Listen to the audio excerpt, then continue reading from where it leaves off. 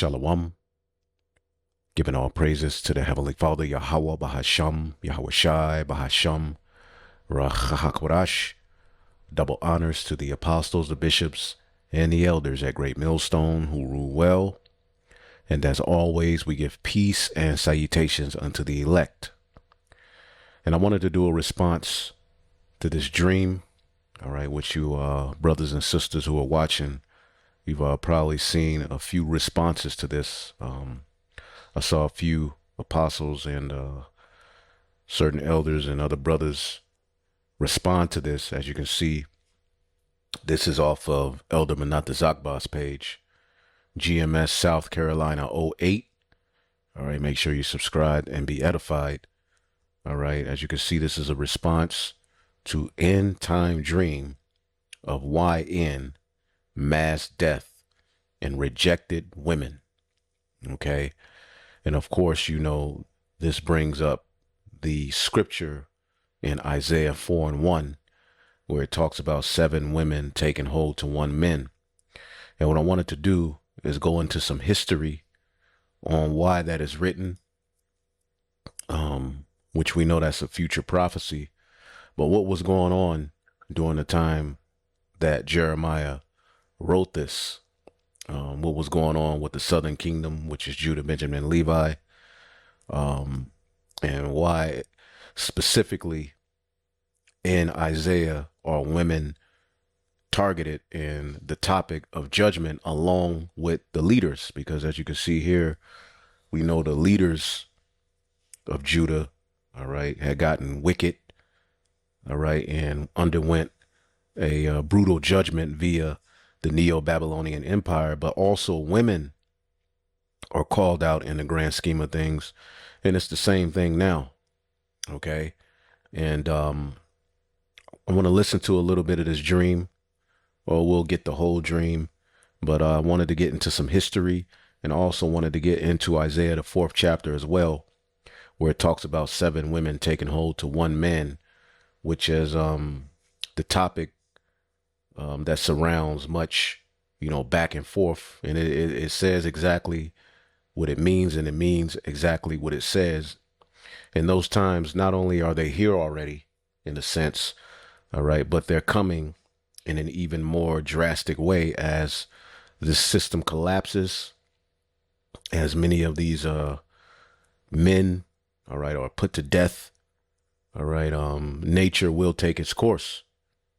Okay, and Isaiah the 4th chapter describes a scenario where, all right, the Babylonian women, all right, of Israel who were in the Babylonian captivity, which they're in the Babylonian captivity, all right, today, all right, here they were in a Neo-Babylonian captivity, will drop the pride, all right, and have to deal and seek men of the Lord, all right, to be delivered. Now,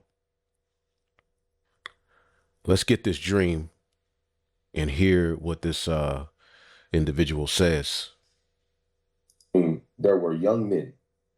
There were young men that were in old army uniforms, old BUs, like 90s uniforms, not necessarily World War I or II, but they were in like 90s army attire. And they were all younger than me. All these men were younger than me. None of them were millennials. They were all Gen Z men. And they were running into a battlefield. Now, let me describe this battlefield to you. It was very big. It was very wide. And it was dark outside. So it was nighttime. So the grass was dark green, but had that very much black hue over it. And the scriptures tell you that the day of the Lord, okay, is darkness, okay, not light. So woe unto you who desire the day of the Lord. Okay, this is the book of Amos 5:18. Woe unto you that desire the day of the Lord. To what end is it for you? The day of the Lord is darkness and not light.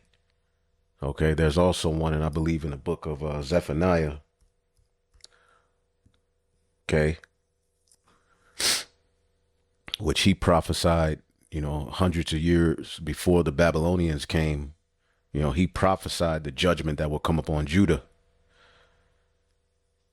Zephaniah 1:14. The great day of Yahweh is near. It is near, and it hasteth greatly. Even the voice of the day of the Lord. which is the prophets. The mighty man shall cry bitterly. That day is a day of wrath, a day of trouble, a day of distress, a day of wasteness and desolation, a day of darkness and gloominess, a day of clouds and thick darkness. Okay. In verse 17, he says, I will bring distress upon men, and they shall walk like blind men, because they have sinned against the Lord. And their blood shall be poured out as dust, and their flesh shall be as dung. Neither shall their silver nor their gold be able to deliver them in the day of the Lord's wrath. The whole land shall be devoured by the fire of his jealousy, for he shall make even a speedy riddance of all of them that dwell in the land. And this is Zephaniah prophesying, all right, what Isaiah, Jeremiah, Ezekiel and other prophets witnessed. Okay. And, as we know, the scriptures say that which is then is now, because we can tie this to now. All right. Let's get Ecclesiastes, the first chapter. Ecclesiastes 1:9. The thing which hath been is that which shall be, and that which is done is that which shall be done. And there is no new thing under the sun. All right. Is there anything whereof it may be said, see, it is new? It has already been of old time that was before us. Okay. So history merely repeats itself. All right. And that which is then is now. And the day of the Lord is darkness, not light. Who were running into the battlefield and being shot down. I mean, shot in the head, shot in the chest, shot down. It was every last one of them. They were all running out with weapons. They were running out with old guns that the military no longer uses in combat. M16s are not used in the military combat anymore. And they were running out there with them, and they were not using them properly. They were flailing above their head, going, and then running out there and dying. They were just getting slaughtered. And the thing is, nobody was actually shooting at them. They were running to a tree line, a dark tree line. And as they would run, bullets would fly out from over there. They were just flying. And you couldn't see who was shooting. There was no person over there actually shooting. They were running to a dark tree line and just being shot. They wouldn't even make it to the tree line before they would be shot. This field that they were in had to be about the size of maybe a football and a half, long. A football field and a half long. And it was being covered in blood. The men were being picked up by these old-looking. I want to say World War One. The term World War One keep popping in my head, but they look like World War One ambulances. And the medics kept trying to come out there and pick up the bodies and pick up the wounded. And there were so many young men dying and being shot and wounded, till when wounded men were collected by the medics, they would eventually die, because what was happening is there were so many dead men that 7 of them would be stuffed into the back of these ambulances at a time. They would be stuffed in, and the wounded would die because they were among the dead. It was so much dying going on. It was horrific to see. And there's prophecies that go into the mass amounts of death that are coming. Okay. Not only to our people, but around the world. Okay. Here in Babylon. All right. It's going to be a lot of death. Okay, the scriptures talks about how blood will reach to the horse's bridle, symbolizing the amount of blood. As a matter of fact, we can get that. Horse's bridle. Okay. Horses. Let's see. Horses.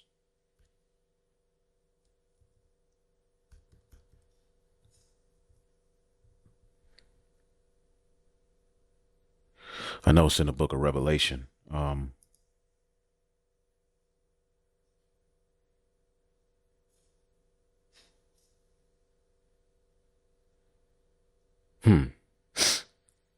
Let's maybe it's. I haven't read that in a minute. Let's just do it like this. Blood reaching to horses bridle. Revelation 14:20.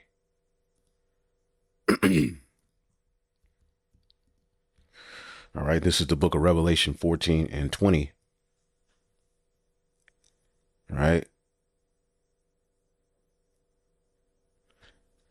And the winepress was trodden without the city. All right. The elect ultimately will be delivered from this, the holy city. And blood came out of the winepress, even unto the horse's bridle, by the space of 1,600 furlongs. Let's read this in the NLT. Just symbolizing the amount of death, man. Okay.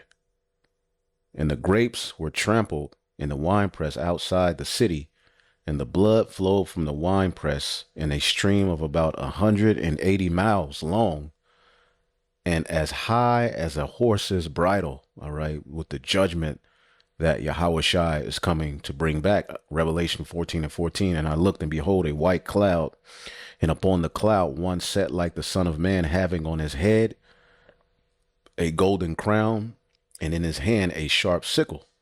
And with a sickle, you either reap or you destroy. You cut down, and you can reap as well. Okay. Let's go back here. The scene ended up turning red. These young men were going out there and dying and not even having a chance. Like, they wouldn't duck. They had no guidance. They had no formation. They had no understanding. They literally did not know how to fight in this battle. And they were just running out there charging and being slaughtered.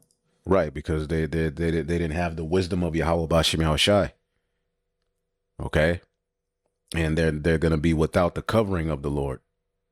The Lord said he was going to choose the delusions of the 2/3 of our people. Those who mocked his truth, when the time of judgment came. All right. He's going to leave them to their own devices. They're going to eat of their own way. And it's going to lead to a lot of judgment, a lot of them being confounded. Okay. Because they're not under the covering of Yahweh Bahashim Yahushai. And so the ambulances weren't even being touched. That's the thing. The ambulances were clean, but they were very old. No rust or anything, but they were very old style, like literally World War I old. I don't know why I keep saying World War I. But the medics themselves were never being shot. They were helping, but they weren't being, they were out there, but they weren't being shot. So now you got, that was the first dream. And so that was his first dream. And the second one is really what this lesson is going to be on. But let's go. By the end of the dream, the field was covered in blood that would not dry up. It was blood it would remain red. It was so much blood, it covered the dark hue that came from the night sky. It was just so much. And it was horrible. This dream ended. Then months later, I had another dream. And for those that understand what I'm saying, if you understand what I'm saying, this dream was connected to the first one, even though they were months apart. And I'll tell you how I know it. You'll hear it when I talk about it. In the second dream, it was about Generation Z women. There were no millennial women in this. It was Generation Z women and millennial men. They were the only ones I saw in this. So the Generation Z women were running around holding babies. They were holding their children, and they were running around looking for men. They were asking men to marry them. They were telling men, please. They were telling the millennial men, please marry me. Please marry me. If you don't marry me, I won't survive. I won't be protected. No one will care. Help me. And a lot of the men were turning them down. The men were telling them, I'm not raising you in those babies. I'm not raising you in that baby. And what it was, like, it came to me. The men were picky. All right. And it's going to be like that. Those women were actually the mothers to the children that were the children of the men that had died in the first dream. They were all of the children were born out of wedlock. Every last one of them were born out of wedlock. And the women were running around trying to find a man that would marry them. They were even offering themselves in ways that they probably normally wouldn't do. I could hear so many different voices. I could hear so many different arguments, so many different disagreements, and so many different denials. And the women were running to the men, and they were telling the men, marry me, I don't care what I have to do. And marry me, I don't care what I have to do, because a lot of their husbands died in war. Let's get the book of 2nd Esdras, the 16th chapter. And I'll jump to the, let's see here.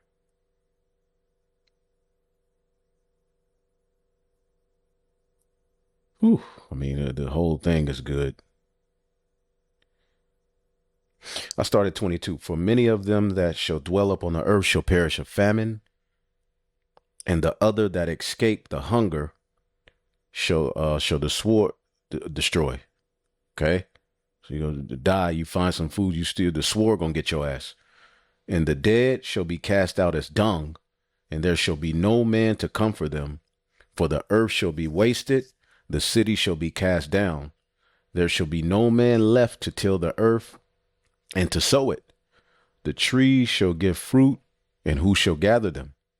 The grapes shall ripen, and who shall tread them? For all the places shall be desolate of men. A lot of men are going to die. Okay. And in a catastrophic situation like this, all right, what will women do?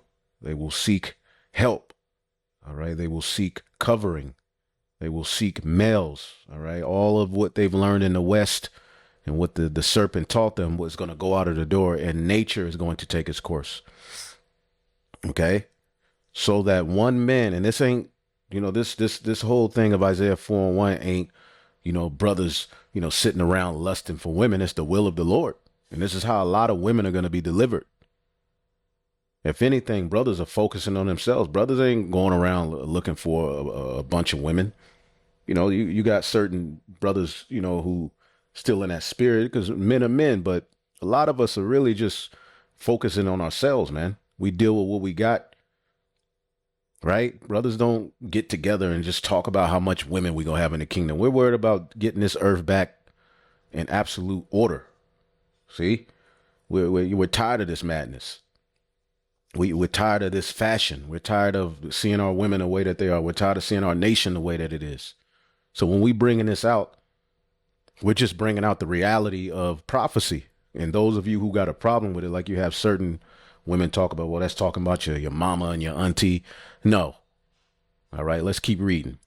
Okay, we'll get to that Isaiah 4:1 because we want to get some history to tie it to the now. So that one man, 2 Esdras 16:27, so that one man shall desire to see another and to hear his voice. For of a city there shall be 10 left, and 2 of the field which shall hide themselves in the thick groves and in the clefts of the rock. As in an orchard of olives, upon every tree there are left 3 or 4 olives. Okay. Or as when a vineyard is gathered, there are left some clusters of them that diligently seek through the vineyard. Even so in those days there shall be 3 or 4 left by them that search their houses with the sword. Okay. And the earth shall be laid waste, and the fields thereof shall wax old, and her ways and all her paths shall grow full of thorns, because no man shall travel there through. The virgin shall mourn, having no bridegrooms. The women shall mourn, having no husbands. Their daughters shall mourn, having no helpers. In the wars shall their bridegrooms be destroyed. There's some of them going to be sent to war, and it's going to be war in the streets, right? In the war shall their bridegrooms be destroyed, and their husbands shall perish of famine. Okay? Hear now these things and understand them, ye servants of the Lord. All right? Really understand what you're getting yourself into by coming into this truth, man. All right? This is deadly serious. So as you can see here, it says the virgin shall mourn, having no bridegrooms. The women shall mourn, having no husbands. Their daughters shall mourn, having no helpers. So what will this lead women to do? All right, let's keep listening to the dream.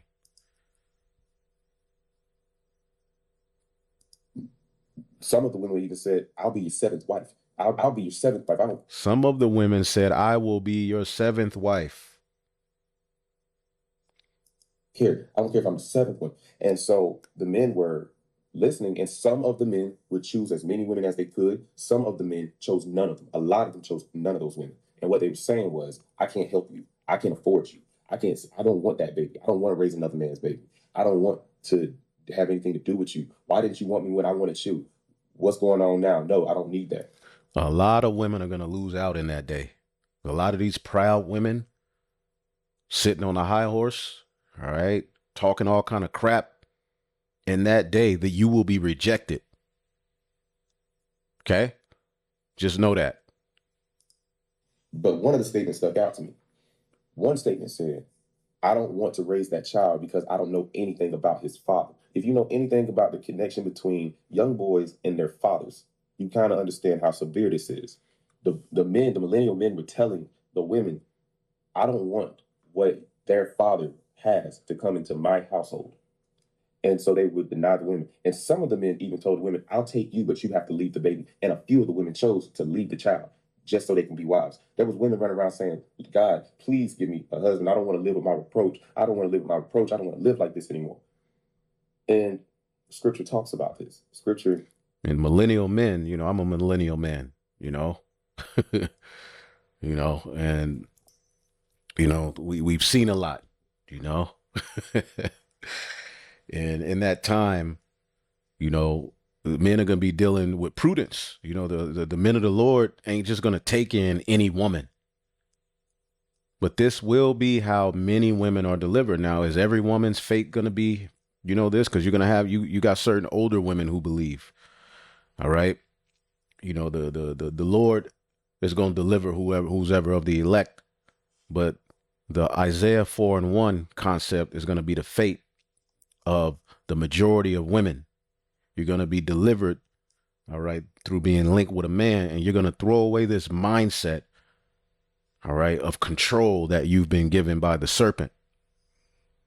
And prophecy will make sure of it. And that's what we're going to get in Isaiah 4:1. Because why will women flip to say it doesn't, you don't have to buy me nothing, you don't have to do this, you don't have to do that? What spirit were they in before that, and what happened? All right, to get them to that point. That's what we're going to get into, and we're going to get into some history. History you should know. Talks about women who will want men and will be fine with basically being their wives up until the seventh wife. All of this. All of this, you got to give me this, you got to give me that. I need this attention. You got to take me here. You got to do. All that's going to be thrown out the door. It's only going to be rooted and predicated upon being called by that man's name. Okay. What will happen to get women, especially Western women, which are the worst women, all right, in that spirit? It's in there. So that was the second dream. Those women were like, I had one run up to me and she said, she was like, will you marry me? And I said, no. And she was like, why? Why won't you marry me? And I told her, I said, I can't afford you, remember? Like, it just came out. I wasn't even really thinking about it. I was like, I can't afford you, remember? And she broke down. She started crying. She started begging. She said, please, I need a protector. I need a protector. I need somebody who can help me. And they were frantic. It was so many women. These were all. And you got to understand, for every one man, there's like 7 to 8 women. And the Lord did it like that on purpose. There's always going to be more women than there are men. There are going to be more women delivered than men. Okay, which means the men that are delivered are going to be that much more precious in the sight of Yahweh Bashim Yahushai. Okay, as a matter of fact, let's get Isaiah 32. I believe that's where it's at. Isaiah 32:2. And a man, what man? The man of the Lord. Okay. But even, regular men to a degree, when shit starts to go down, they're going to, be sort of like, but the Lord, a lot of them go die. See? And the lie the serpent told you is going to find itself out to be a lie, that you don't need a man. And a man shall be as an hiding place from the wind, and a cover from the tempest, as a river of water in a dry place. You find a river of water in a dry place. You in a desert, fit to pass out and die. And you come up on a river of pure water. You are like, yes. Because you can survive some time without food, but without water, after a while, you through. So you find a river of water in a dry place. You are like, yes. You find a hiding place from a sandstorm, a wall you can hide behind. a covert from the tempest, something you can find refuge in when things are, that's how the men of the Lord are going to be. And this is the Lord's doing. As rivers of water in a dry place, as the shadow of a great rock in a weary land. You find some shade, you know what I'm saying, in a weary land. That's how a man is going to be. I believe also in Isaiah 13, it talks about men being as gold. Boom. Isaiah 13:11. And I will punish the world for their evil and the wicked for their iniquity. And I will cause the arrogancy and the proud to cease. And our men and women are proud, boy. Woo. But men to a degree can defend themselves. What are you women going to do? And will lay low the haughtiness of the terrible. And I will make a man more precious than fine gold, even a man than the golden wedge of Ophir. See that? Men are going to be more precious than gold in that day. All right. Now, let's go back here and listen to a little bit more. Let's rewind it a little bit. Up to me, and she said, she was like, "Will you marry me?" And I said, "No." And she was like, "Why? Why won't you marry me?" And I told her, I said, I can't afford you, remember? Like, it just came out. I wasn't even really thinking about it. I was like, I can't afford you, remember? Like, you broke, nigga. You a brokey. You dusty. I ain't going 50-50 with you, nigga. You go out on a date. She pick up that big wide ass menu and order, the 2 steaks. I'm gonna take one home. Lobster, 3 glasses of wine, and you like, wait, whoa, you broke, nigga. You can't get on social media calling you broke and this. I don't want no man, under 6 feet or under 5'9", yada yada yada. Man got to do this. A man got to. And that day, you just gonna appreciate a man for being a man. And in this dream, basically, he probably ran across a woman who denied him before, and we used to mock him and talk shit about him as a dusty and a lame and a brokey. And he like, no, I can't afford you. Remember? And she broke down. She started crying. She started begging. She said, "Please, I need a protector. I need a protector. I need somebody who can help me." And they were frantic. It was so many women. These were all for lack of a better term, these were all the baby mothers of the men that had died in the first dream. And it was pitiful. It was just right. Generation Z, these YNs going around and having babies. A lot of these women are going to be left out. Right. And a lot of them going to be rejected. Okay. And end up, as the scriptures talks about, eating their own children. This is all prophecy, man. Very sad. And that was the second dream. I didn't understand that one fully when it first happened. But what I did feel like was that a big war was coming. Now, we know in the book of Isaiah 4:1, it says, "In that day," which is a future prophecy, 7 women shall take hold of one man, saying, "We will eat our own bread. We will wear our own apparel. Only let us be called by the name of the Lord to take away our reproach." Okay. In that day, the branch of the Lord shall be beautiful and glorious, and the fruit of the earth shall be excellent. So this is a future prophecy. So there's going to come a day where 7 women, which 7 just means completion, are going to take hold of one man, showing you nature is going to take its course. And this is a scripture that women roll their eyes at, try to get around. You got, brothers' wives putting hell on them. When they hear him bringing out on the highways, he come home and you got an attitude. Okay, well, a lot of you are going to be left to dry, man. If you think you're going to stop the will of Yahweh Bashim Yahushai from taking place, because this is his determination on how the remnant is going to be gathered. Now, before we get into this, what happened in Isaiah, the 3rd chapter? Okay. It says God will remove the leaders. What was going on? All right. With the kingdom of Judah in Isaiah, the 3rd chapter, it says, "For behold, the Lord of hosts doth take away from Jerusalem and from Judah the stay and the staff and the whole stay of bread and the whole stay of water." Let's read this in the NLT. Okay. "The Lord of heaven's armies will take away from Jerusalem." He's prophesying against Jerusalem because the northern kingdom had already went off. and fell into idolatry. None of the kings of the northern kingdom did right. Jehu was one who did okay, but pretty much he fell off in the end.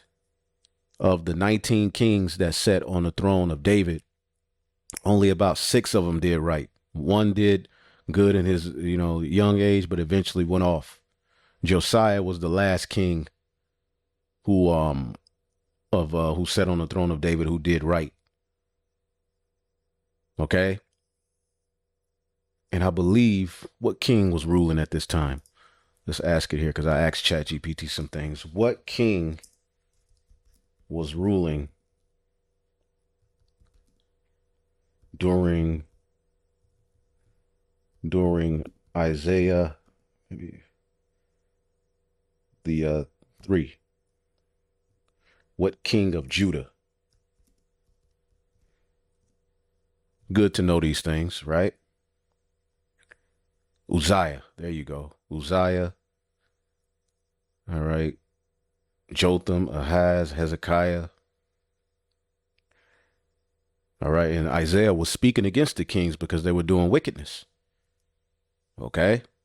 And let me do this. I think I have it saved. Let's go here.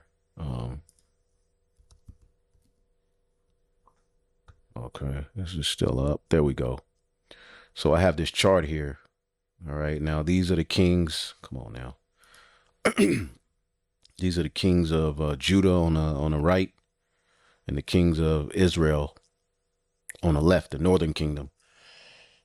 And as you can see, all of the kings of Israel did evil. So Jeremiah is prophesying to Israel around the time of Uzziah, who actually he did right. Okay, but they had started to fall off. Okay, remember Amaziah, he did wickedness. Okay, so this Isaiah 3 was written during the time of Uzziah or Azariah, which he did good. Okay. And you could look up that history, but I just wanted to show you that. Now, when you read it, pretty much if you read like the first chapter, it tells you, yep, the vision of Isaiah, the son of Amoz, which he saw concerning Judah and Jerusalem in the days of Uzziah, Jotham, Ahaz, and Hezekiah, the kings of Judah. So there you go. All right.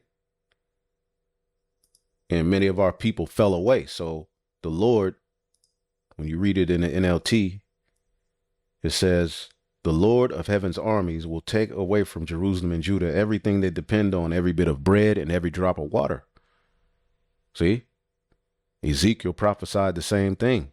Jeremiah prophesied the same thing. Okay, the captain of 50 and the honorable man, the counselor and the cunning artificer, the eloquent orator, and I will give children to be their princes, and babes shall rule over them, and the people shall be oppressed. So ultimately the Lord just put a curse on Jake. They were ruined. Okay, now as you read this chapter, we know the leaders were going to get judged. The men were going to get judged. Okay. But then when you go to verse 16, it says, moreover, Yahweh said, because the daughters of Zion are haughty and walk with stretch forth necks and wanton eyes, walking and mincing as they go, and making and tinkling with their feet. Okay, so they were very proud, man. Okay, therefore will the Lord smite with the scab the crown of the head of the daughters of Zion. Okay, and this is a curse that fell on the southern kingdom. All right, a lot of the southern kingdom women, they say, well, how did the northern kingdom women still got their hair if in our hair is messed up? Well, this curse fell on Judah, Benjamin, and Levi, and we'll prove that this is speaking of only the southern kingdom. See, so the Lord cursed you. All right. And the Lord will discover their secret parts. And that day will the Lord take away the bravery of their tinkling ornaments. So they were walking around prideful, right? With bravery, ornaments, and, all into the outward appearance. The scriptures say a woman that liveth in pleasure, all right? Let's get that. Forget where it's at. I know it's in Timothy.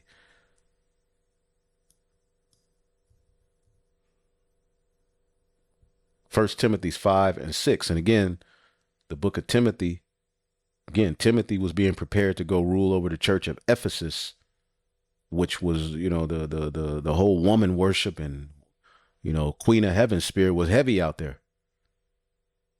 Okay. So this is why you see a strict warning to women in this book, First Timothy 5 and 6, where it says, suffer not a woman to teach and a woman to usurp authority over the man. That was a issue, all right, in that region, a bigger issue than other places. Well, here it is. We're here in America and we see the same thing. But she that liveth in pleasure, First Timothy 5 and 6, is dead while she liveth. See that? But women who are all about pleasure and not about serving and not about their role and order given to them by the Most High, to be a helpmeet and a nourisher to the children and keep the household. Women look at that as slavery and they want pleasure. This is what was going on in Isaiah, the 3rd chapter. Okay. And I'm going to get into this book to give you more insight of what was going on. So the Lord said he was going to take away the bravery of their tinkling ornaments about their feet, those ankle bracelets and their calls and their round tires like the moon, those Altimas, those Maximas, those Honda Accords, right? The chains and the bracelets and the mufflers. Okay. The bonnets and the ornament on the legs and the headbands and the tablets and the earrings, because they were all into their fashion. And we're going to show you that the rings and the nose jewels, the changeable suits of apparel and the mantles and the wimples and the crisping pins, the glasses and the fine linen and the hoods and the veils. And it shall come to pass that instead of a sweet smell, there shall be stink, because they were going to go into captivity. They were going to get rolled on, all right, by the Babylonians, man. They were getting ravished. Let's get that in the book of Lamentations. Lamentations, the 5th chapter. Lamentations 5 and 11. All right, let's read 10. Our skin was black like an oven because of the terrible famine. When a dark-skinned people, all right, go into a famine, their skin gets darker. Showing you these were the dark-skinned people. All right. This is the kingdom of Judah, Benjamin, and Levi primarily, right? And they ravished the women in Zion and the maids in the cities of Judah. Princes are hanged up by their hand. The faces of the elders were not honored. They took the young men to grind, and the women fell under the wood. You put your ass in captivity, man. The elders have ceased from the gate and the young men from their music. And this is going to happen again when, all right, the Babylon the Great rose. This happened at the time of the Neo-Babylonian Empire, what we're reading. But at the time that Babylon the Great sends these troops, these robots, their AI and everything, it's going to be even worse. And if you're not covered under the covering of the Lord, all right, you're going to be through. Now, a man could, to a degree, protect themselves, although we know men going to be through. But what are women going to do? Again, they got ravished. See that? Isaiah 13. This is the reality of prophecy. We're not here to play with you people, man. Isaiah 13 and 16. 15. Everyone that is found shall be thrust through, and everyone that is joined into them shall fall by the sword. Okay? Mocking the Israelites, right? Their children shall also be dashed to pieces before their eyes, and their houses shall be spoiled, and their wives ravished. You had Captain Tazariak say, well, grape ain't nowhere in the Bible. What does this mean? Come on, man. Let's just be real. Okay? Now, going back to Isaiah, the 3rd chapter. Okay? It says, and it shall come to pass, verse 24, that instead of a sweet smell, there shall be stink, and instead of a girdle, a rent, and instead of well set hair, baldness, and instead of a stomacher and stomacher, a grinding of sackcloth, and burning instead of beauty. Okay, it's gonna be worse than when COVID set in and you couldn't get to the hairdresser and you started to see y'all real hair. It's gonna be worse. Thy men shall fall by the sword, and thy mighty men of war. And her gates shall lament and mourn, and she being desolate shall sit on the ground. So our women underwent an absolute judgment. Now let's get into this book, and then we'll come back, all right, with more scriptures, and then we'll end it off. As you can see, this book is called Our Living Bible. Old Testament text by Michael Aviona. New Testament text by Emil G. Kraling. All right. We're going into some good history. I've had this book for some time. And as you see, it says the sins of Jerusalem, explaining what was going on. As you can see, Isaiah, the 3rd chapter is quoted there, all right, which we just read. So to give you an understanding of what was going on in Isaiah, the 3rd chapter, which led to Isaiah, the 4th chapter being written and prophesied, because we know that which is then is now. Okay, Isaiah's prophetic indignation was first aroused by the glaring religious, moral, and social evils that he saw in his own city. And as you can see, it says the sins of Jerusalem. Okay. The adultery, the oppression of the poor, the arrogance and sensuality of the rich and aristocratic, the empty formalism of the temple ritual, which was regarded as sufficient expiation of all moral failings. This blatant corruption was all the more painful for him to behold because of the contrasting idea of Jerusalem as God's holy city, which lived in his heart. Now I'm going to jump down here. As you can see, I have certain parts highlighted, but I'll just read from here to here. It says, one of the striking signs of this social dissolution was the decline in the traditional standards of austerity, especially in the case of women. So things got light on women, and they were able to gather abroad, and as the scriptures say, when you allow, drunken women to, gather abroad, there's no restrictions, there's no order, things can get nasty. Okay. And this is what we see today. This is why in the book of Timothy, as Paul was sending Timothy to be a head over the church of Ephesus, he warned him to not let those women speak and be out of order, because woman worship, all right, Diana was huge in Ephesus, and it had trickled into the churches.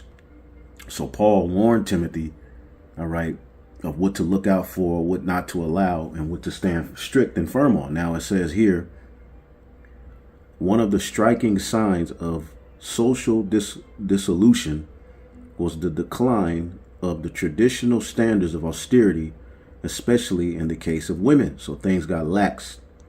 Remember, they were in Babylon, the Neo-Babylonian Empire, so they started to live as the Babylonians, the Assyrians. It says Isaiah denounced the ostentatiousness of the women in Jerusalem, all right, whose passion for material comfort and personal adornment drove their fathers and husbands to amass ill-gotten wealth, all right, pervert justice, and oppress the poor. All right, so to please women, all right, because as Esdras tell you, women are very strong. Women, the concept of a woman as it pertains to a man, all right, when it's out of order, that man can be destroyed. So you have men to appease, the appetites of the women, try to get rich, become demons, pervert justice, and oppress the poor. All right, this was happening, all right, to please the women. Okay, and it says, since the conduct of these women was hastening the downfall of Jerusalem, okay, they would be the first to suffer from its destruction, which would be followed by their utter destitution. See? Stripped of their gorgeous raiment and jewelry, the once pampered ladies of the city would go into exile, barefooted with their heads shorn. The upper class Israelite woman or women, like other Oriental women, Orient means going back to the East, of some position, paid no less careful attention to the coiffure. All right, and when you look up the word coiffure, okay, it deals with their hair. All right, I'll look it up real quick. The word coiffure, okay, it means a person's hairstyle, typically an elaborate one. All right, somebody can put it on the comment board. But we know how our women are into their hair shows. Okay, I had another book, because we used to be into these books heavily when we first came in. All right, but and we still read them from time to time. But it talked about how they were doing hair shows, and it's the same thing that our women do here in Babylon the Great. Okay, it says they paid no less careful attention to their coiffure than she did to her dress and adornment. So they was all into fashion, proud, right? Gathering abroad, talking crap. Okay.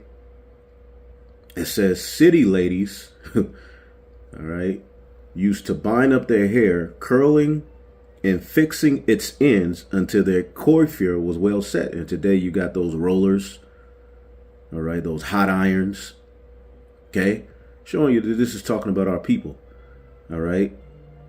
And this was the kingdom of Judah, okay, Judah, Benjamin, and Levi. So the Lord put a curse on Judah, Benjamin, and Levi of their hair, okay. That's why a lot of them struggle in that area. It says, city ladies used to bind up their hair, curling and fixing its ends until the coiffure was well set. Her hair was swept upwards and enclosed in a mitre-shaped headdress, the ends of which hang down over her shoulders. Okay, so our women's hair used to be long. The Southern Kingdom. It says, a similarly formal coiffure is also found on the statues of the goddess Ashtoreth, exacerbated in Palestine. Ultimately, Israel will be compelled to submit to the yoke of the Assyrian oppressor. Okay. This, okay, comparison of the captive's harsh lot to the yoke in which the farm animals worked is commonly used in the Old Testament to depict the enslavement of Israel and the great powers of the ancient world. Isaiah's words here give us a vivid and exact picture of what actually happened in those countries where prisoners of war were set to hard labor. So Jake went into captivity. And the women were a big part of that. The women were called out amongst, all right, the leadership and the men. So that's balance.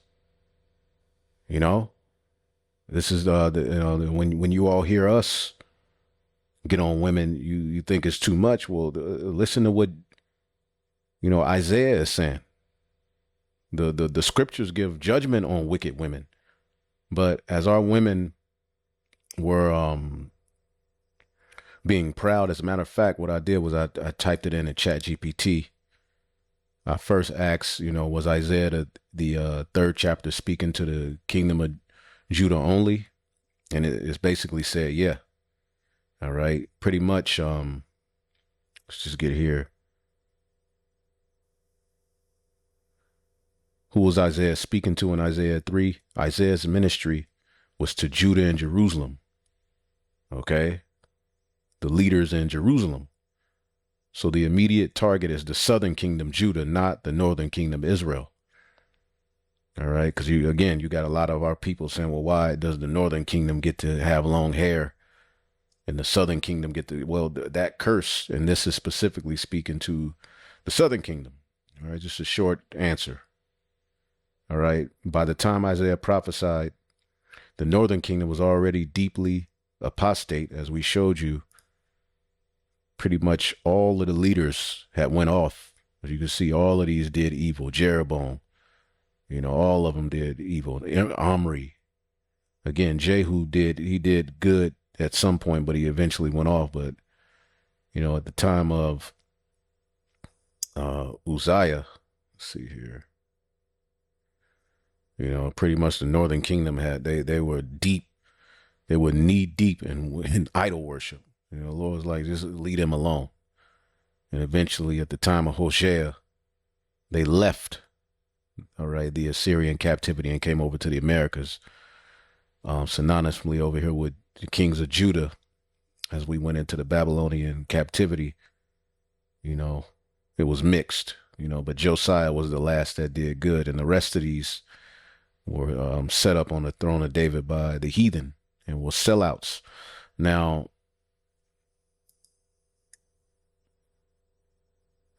Isaiah 3 is directed against the southern kingdom, Judah and Jerusalem, not both kingdoms. This prophecy came before the northern kingdom's fall to Assyria, during that time when Isaiah was warning Judah about the same sin that destroyed their northern brothers. But I asked, what were the women doing in that time that made the Lord so angry? And then we'll get a few others and we'll close it out. Isaiah 3:16 through 26 focuses on the women of Jerusalem. The Lord was angry not at just the men, but also the women, because of their conduct, reflection of the same pride, vanity, and worldliness. Okay, and we're seeing the same thing today. What were women doing? The daughters of Zion were haughty, walking with stretched forth necks and wanton eyes. The scriptures say you can know a whore by her eyelids. Them big ass eyelashes. It says haughtiness, pride. They carried themselves arrogantly as though above others. Seduction, wanton eyes, flirtatious look, seductive glances. As a matter of fact, let's get that. I believe it's in, I believe it's in the Apocrypha. Yep, the whoredom of a woman may be known in her haughty looks and eyelids. Wow.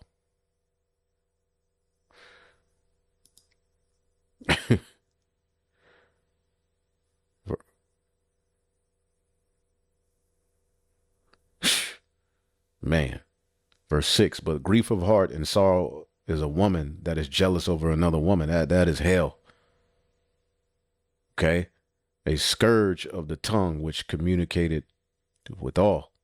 She'll say anything. An evil wife is a yoke shaken to and fro, and he that have hold of her is as though he held a scorpion. A drunken woman and a gatherer abroad cause it great anger, and she will not cover her own shame. Shameless. They get drunk, say anything, do anything, get on social media talking all kind of, shit. Just, if thy daughter, the whoredom of a woman may be known in her haughty looks and her eyelids. If thy daughter be shameless, keep her in straitly, lest she abuse herself through overmuch liberty. And see, that's what happened back in Isaiah, the 3rd chapter. And that's what's happening here in Babylon. Okay. That's why the thought of order, all right, drives them crazy. Well, order is coming back. You're not going to be walking around like this in the kingdom. You're going to be in complete order, and you're going to love it. You're going to be happy. Okay. But this age is going to be met with some great destruction. All right. Horrible is the end of the unrighteous generation. Vanity in appearance, mincing, deliberate, showy walk, switching, showing your ass, your cleavage, showy luxury. They adorn themselves with costly jewelry that made sound twinkling with their feet.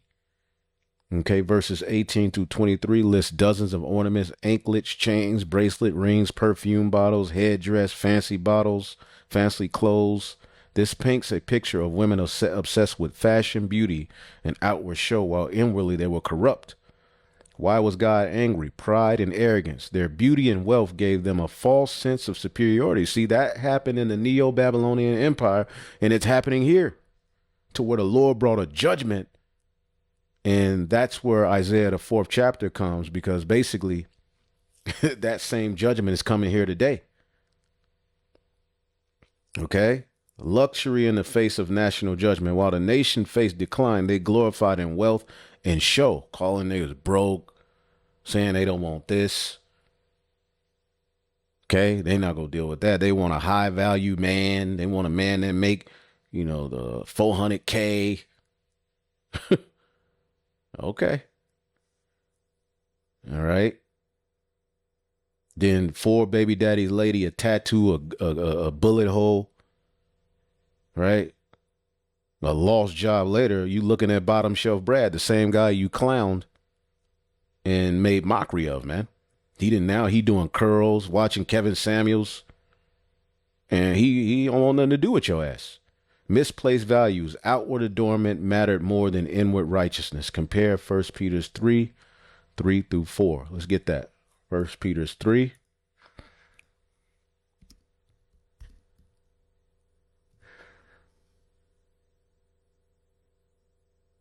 First Peter 3, whose adorning, let it not be outward adorning of plaiting of the hair and wearing of gold and putting on apparel. All right. But let it be the hitting man of the heart, in which is not corruptible, even the ornament of a meek and quiet spirit, which is in the sight of God of great price.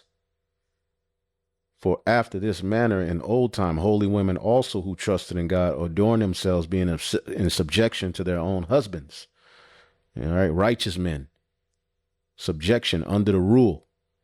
Right. And to hear that in these days, all right, with all of the freedom you've been granted, it makes you cringe. You're looking at this video now, mad, slobbing, like a pit bull looking at the screen, looking at your husband, trying to make sure he ain't smiling. Well, the day is going to come where you're going to be trodden down like the mire of the streets, all you proud ass women, man. Right. And again, I don't like to do too much talking about women and women this, women that. I get it, but prophecy and these things coming to pass are going to speak for themselves. Right. And we know a lot of our women, some of our women are going to be delivered, but it's going to come with a great humbling, man. Okay. And then we'll link it all into his dream. God's judgment on them. Perfume turned to stink, sash turned to rope, fine hair turned to baldness, rich clothes to sackcloth, beauty to branding mark of shame. This is why God is stripping away everything they trusted in.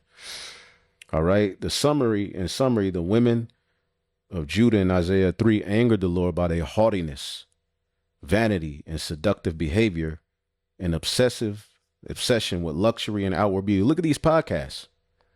Their pride reflected the same corruption in the nation's men, showing that Judah's society as a whole had turned from humility before God and self-glorification.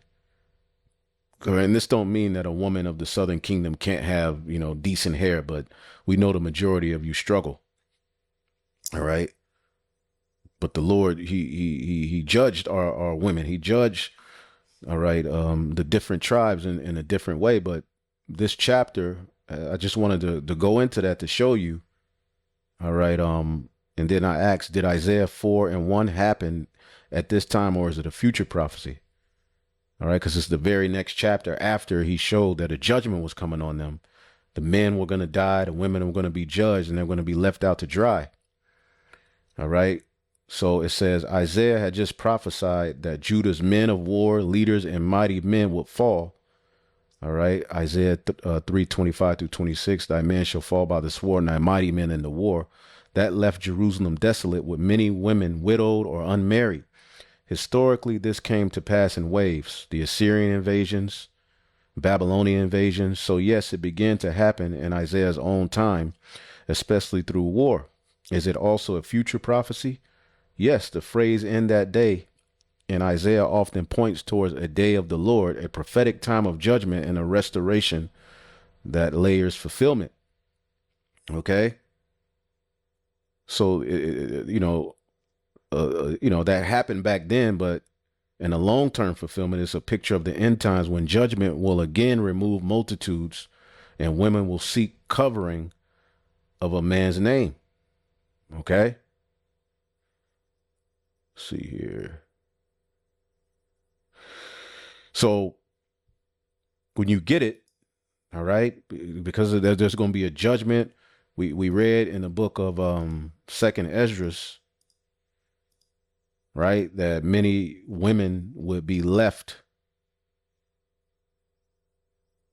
All right, verse 33, the virgins shall mourn, having no bridegrooms.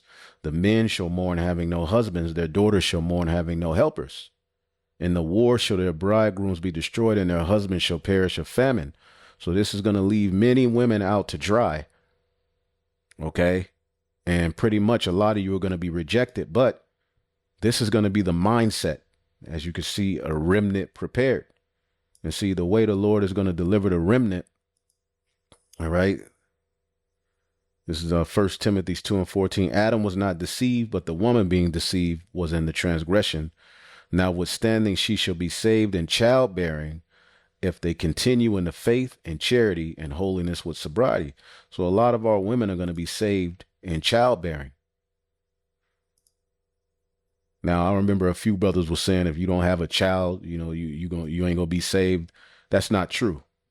All right. The Lord can save, and he can open the womb of a woman, but then you have certain women who aren't able to have children, on this side, or ultimately, or of an age where they no longer, where the Lord can deliver his elect however he sees fit. Okay. But this will be the case for many of our women. You will be saved through childbearing. And Jeremiah 31 says what? All right, what is this chapter dealing with? Okay, the remnant of Israel being delivered. Jeremiah 31:7. For thus saith the Lord, sing with gladness for Jacob, and shout out among the chief of the nations. Publish ye, praise ye, and say, O Yahweh, save thy people, the remnant of Israel. Behold, I will bring them from the north country and gather them from the coast of the earth, and with them the blind and the lame and the woman with child and her that travaileth with child together. A great company shall return thither. All right. So there's going to be women with children. There are going to be women having children, and they're going to be delivered, man. And how the Lord is going to do that, we're going to have to see. But it's prophesied right here that the remnant will be accompanied by a woman with child and her that travaileth with child together. A great company is going to return. Okay. What does Isaiah 43 say? Right. Isaiah 43 and 5. Fear not, for I am with thee. I will bring thy seed from the east and gather thee from the west. I will say to the north, give up, and to the south, keep not back. Bring my sons from afar and my daughters from the ends of the earth. Okay, and many of the daughters are going to be delivered through childbearing and being paired with the men, however the Lord sees fit. We can't tell you when it's going to happen, how it's going to happen, how it's going to look, how we going to be clean, how, I don't know. But this is a prophecy of the Lord. Isaiah 4:1. In that day, 7 women shall take hold of one man, saying, we will eat our own bread. You ain't got to buy me no food. And this is more of a mindset, because as society collapses, we know most people won't have things, and the Lord is going to provide. But it's a mindset, the mindset of comfort and what can you do for me, and You know, you got to take me here and you got to have this, you got to have that. All of that is going to drop. We will eat our own bread. You ain't got to take me, all right, to a 5-star restaurant. You ain't got to buy me this and buy me that. We get our own. We worry about our own food and apparel and all that. We ain't worried about that. We ain't looking at a man solely on what he can do for us. We're looking at a man for his value in Yahweh Bashim Yahushai, which those are the true high value men. And as this society collapses and this system becomes less reliable, all women are going to be forced. Many of them are going to be destroyed, but the Lord, through humbling, is going to allow some of them to be delivered. A lot of them are going to be rejected. Okay? Only let us be called by thy name to take away our reproach. Now, Bishop Nathaniel says this is in the kingdom. Why would our woman have reproach in the kingdom? Why would they need their reproach taken away in the kingdom? No, that's going to happen on this side. Our women are going to be all righteous in the kingdom of heaven. They won't have any reproach. Let's look up the word reproach. So in the kingdom of heaven, women are going to have reproach because he's ashamed to tell his woman there's going to come a day that she's going to have to share him. Well, we ain't ashamed to tell you women that.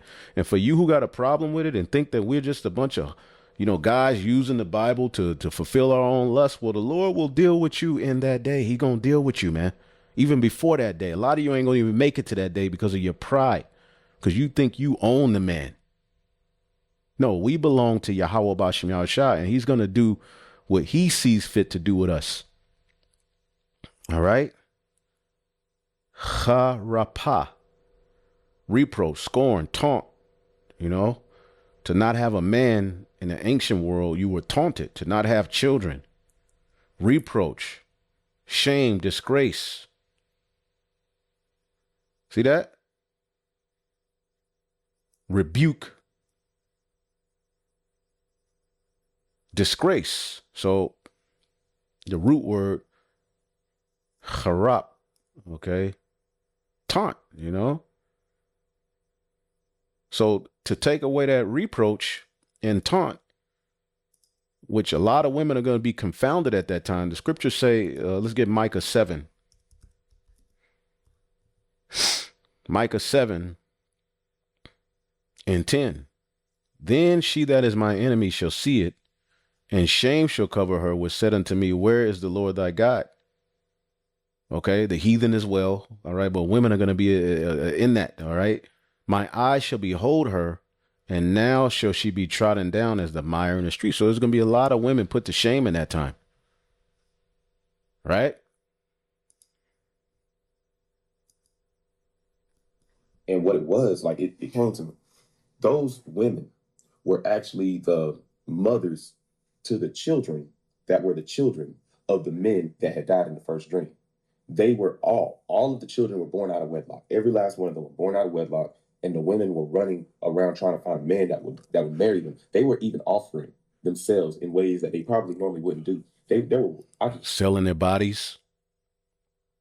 Hear so many different voices. I hear so many different arguments, so many different disagreements, and so many different denials. And the women were running to the men, and they were telling the men, "Marry me. I don't care what I have to do." And some of the women even said, "I'll be your seventh wife. I'll be your seventh wife. I don't care. I don't care if I'm the seventh one." And so the men were listening, and some of the men would choose as many women as they could. Some of the men chose none of them. A lot of them chose none of those women. And what they were saying was, "I can't help you. I can't afford you. I don't want that baby. I don't want to raise another man's baby. I don't want to have anything to do with you. Why didn't you want me when I wanted you? What's going on now? No, I don't need that." But one of the statements stuck out to me. And that, at the time of Moses, when they took down the Midianites, I believe, he said, kill all of the women who have known men, but the women who haven't dealt with any man, basically the virgins, keep them for yourselves, So it's going to be a very, very interesting time, man. One statement said, "I don't want to raise that child because I don't know anything about his father." If you know anything about the connection between young boys and their fathers, you kind of understand how severe this is. The millennial men were telling the women, "I don't want what their father has to come into my household." And so they would. So men are going to be operating in wisdom in that day. It's not going to be based on, damn, she fine, and oh my God, is nah. It's going to be based upon the Lord putting the Spirit upon men. It ain't going to be like now. Okay, in this world, where you tuck your shirt in and spray on all this damn cologne, and you looking at a woman and you think she's looking at you. You walk up to her and get your ass denied. Or you get her number and she ghosts you, all of them days are going to be gone, Jack. Okay. Isaiah 4:1 is going to be centered around women in dire straits and dire need of men of the Lord. Because the scriptures say, then shall it be known who is my chosen. Let's see here.